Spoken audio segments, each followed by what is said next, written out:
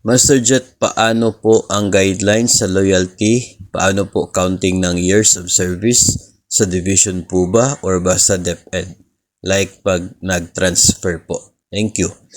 Pag transfer of agency, no, actually yung loyalty hindi lamang siya limited to DepEd. Government service po. So kung galing ka sa other agency, napunta ka ng DepEd or galing DepEd napunta sa other agency, counted yung service mo, no? Hindi po siya by division, kundi yung pagkapasok mo talaga sa government service. Pero may condition po yon. Dapat continuous ang service. Ibig sabihin, hindi ka natigil sa government service for that period of 10 years para sa unang loyalty pay.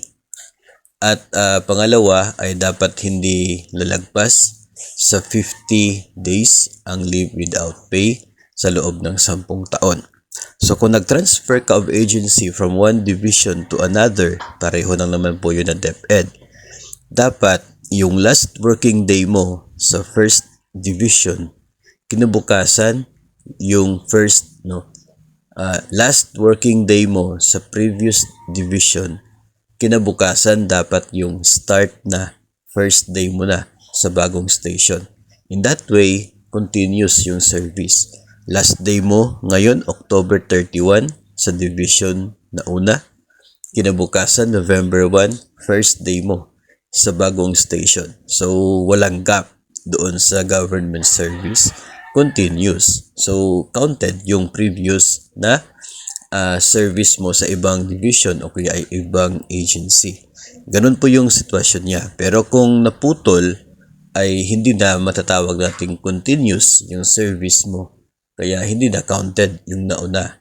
Kasi nga, doon po sa Memorandum Circular ng Civil Service Commission, you can check po, you can search dito po sa internet.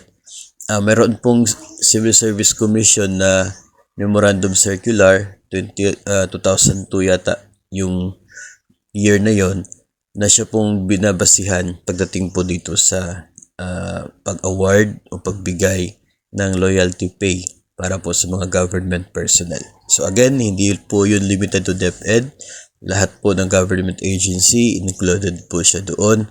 At dapat continuous talaga yung service, walang gap para eligible doon po sa loyalty pay.